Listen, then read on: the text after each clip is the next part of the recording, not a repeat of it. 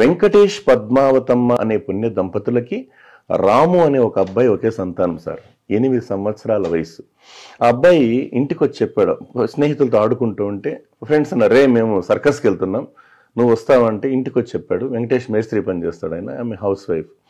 ఇద్దరు ఏం చేస్తారు, సరే బిడ్డ అడిగారు కదని సర్కస్ తీసుకెళ్తారు సార్. రిటర్న్లో వస్తూ ఉంటే సర్కస్ చూసిన తర్వాత రిటర్న్లో వస్తూ ఉంటే దురదృష్టం కొద్దీ రోడ్డు ప్రమాదంలో వెంకటేష్ చనిపోతాడు సార్. పద్మావతమ్మకు చూపు కోల్పోతుంది. ఆమె భిక్షాటం చేసి బిడ్డను పోషిస్తుంటే ఆ గ్రామంలో ఉన్నటువంటి ఒక సర్పంచ్ గారు, వీళ్ళు కొంత ఏం చెప్తారంటే, అమ్మ ఇప్పుడు బిడ్డకు ప్రైమరీ ఎడ్యుకేషన్ అయిపోయింది, హై స్కూల్ పట్టణంలో పెట్టి హాస్టల్లో పెడతానంటే సరే నాయన అంటే, ఈమె బిడ్డ వాయిస్ విందామని హాస్టల్కి వెళ్తుంది సార్. చూపలేదు కదా సార్. అక్కడ స్నేహితులు అంటారే, మీ ఎవరో భిక్షగతి వచ్చింది, ఎవరో గుడిది వచ్చిందని చెప్పి వీళ్ళు సరే అంటే ఆ రకంగా పిల్లలు అంటారు కదా సార్, అనేస్తారు తెలియకుండా. సరే ఒక భిక్షగత్త ఏదో రకరకాల వ్యంగ్యంగా మాట్లాడితే అబ్బాయి ఫీల్ అయ్యి, అమ్మ నువ్వు రావద్దు అంటాడు. తల్లి ప్రాణం కదా సార్, మళ్ళా వెళ్తుంది. మనం రావద్దు అంటారు, మళ్ళా వెళ్తుంది, నువ్వు రావద్దు అంటాడు. కఠినంగా చెప్తాడు పరుషంగా, నువ్వు వచ్చినట్టు నేను సచ్చినంత ఒట్టు అని చెప్తే సరేలే బాగుంటే సార్ ఆగిపోతుంది. ఇతనిది 10th అయింది, ఇంటర్ అయింది, డిగ్రీ అయింది, తర్వాత ఒక మంచి గ్రూప్ 1 పోస్ట్ వస్తుంది, పట్టణంలో బంగ్లా ఇస్తారు టౌన్లో సార్. ఇద్దరు మ్యారేజ్ చేసుకుని 2 బిడ్డలతో సంతోషంగా ఉన్న విషయాన్ని ఆయన పెద్ద ఆయన వచ్చి, అమ్మ నీ కొడుకు స్టేజ్కి వచ్చాడంటే, అవునా నాయన ఫోన్లే సంతోషం అని చెప్తుంది. పోదాం రామ్మ అంటే, వద్దన్నానా నేను ఎందుకు వచ్చేదంటే, ఏమ్మా ఎప్పుడో ఏమో అన్నాడు, ఇప్పుడు ఎంత అవుతుందా అని చెప్తుంది సార్. సరే వెంటనే ఆయన కారులో తీసుకుపోయి బంగ్లా ముందు నిలబెట్టి, ఇదేమ్మా నీ బిడ్డిల్లు, సెక్యూరిటీ అని చెప్తాడు, నాన్న లోపల తీసుకోపో అని చెప్పేసి, నాకు పని ఉందమ్మా అని వెళ్ళిపోతాడు. ఈమె లోపలికి ఎంటర్ అవ్వగానే పిల్లలు చూసి, డాడీ ఎవరో పిచ్చిది వచ్చింది అంటారు సార్. ఈయన మళ్ళా టెంప్ట్ అయ్యి, అదే టెంప్ట్, నువ్వు ఎందుకు వచ్చావు మళ్ళీ నా లైఫ్ లేకున్నావు అని చెప్పి, మర్యాదగా బయటకు అని చెప్పి గట్టిగా దబాయిస్తాడు. సెక్యూరిటీ చెప్పి బయట పంపించేసే బయట అంటాడు. నాయన రాము అంటే కూడా సార్, అతను బయట గేటు వరకు సెక్యూరిటీ తీసుకొచ్చేటప్పుడు కింద పడి కొద్ది బ్లడ్ ఇంజరీ కూడా అవుతుంది సార్. చెట్టు కింద కూర్చొని ఏడుస్తూ ఉంటే సమయానికి మళ్ళీ ఆయన వెంటనే వచ్చేస్తాడు, ఏదో పని అయిపోయి.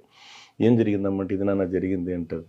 జరిగిన విషయం చెప్తే, నేను కూడా మీ బిడ్డలంటే వెళ్ళమ్మా, ఆయన చూడకపోతే ఏమని చెప్పి ఊరికి తీసుకొచ్చి తన గుడిసింట్లో పెట్టి అమ్మకంత అన్నం పెడుతుంటారు సార్. ఆ పెడుతున్న సందర్భంలో ఒకనొక సందర్భంలో ఓల్డ్ స్టూడెంట్స్ మీట్, అల్యూమినిట్ అంటే పాత విద్యార్థుల సమావేశం జరిగినప్పుడు ఒక్కొక్కరు మైక్ తీసుకొని, నా ఎదుగుదలకు కారణం, నేను ఈ స్థాయికి రావడం కారణం మా అమ్మ నాన్నలు, ఇంకొకరు మా అన్నగారు, మా వదిన గారు, నా తమ్ముడు, ఇలా చెప్పుకుంటూ పోతుంటారు.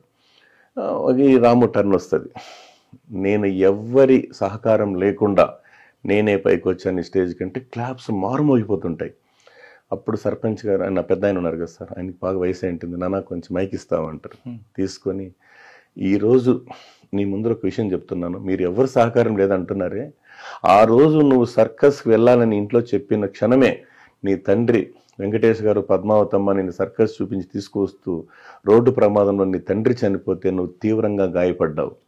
అదే సమయానికి వెంటనే నీ తల్లి నిన్ను కాపాడుకోవాలని హుటాహుటిన పట్నం తీసుకుపోయి డాక్టర్ గారికి చూపిస్తే, అమ్మ గంటల వ్యవధిలో నీ బిడ్డకు ఆపరేషన్ చేసి కళ్ళు పెట్టకపోతే శాశ్వతంగా చూపురాదని చెప్పినప్పుడు ఆ తల్లి మరుక్షణమే డిక్లరేషన్ ఫారం ఇమ్మని చెప్పి సంతకం పెట్టి, అయ్యా నేను అస్తమిస్తున్న సూర్యుడిని, నా బిడ్డ ఉదయించే సూర్యుడని చెప్పి వెంటనే ఏ మాత్రం ఆలస్యం చేయకుండా నా కళ్ళు తీసి నా బిడ్డకు పెట్టండి అని చెప్పినటువంటి మహాతల్లి ఎవ్వరికీ చెప్పొద్దని నా దగ్గర ప్రమాణం చేయించుకునిందయ్యా.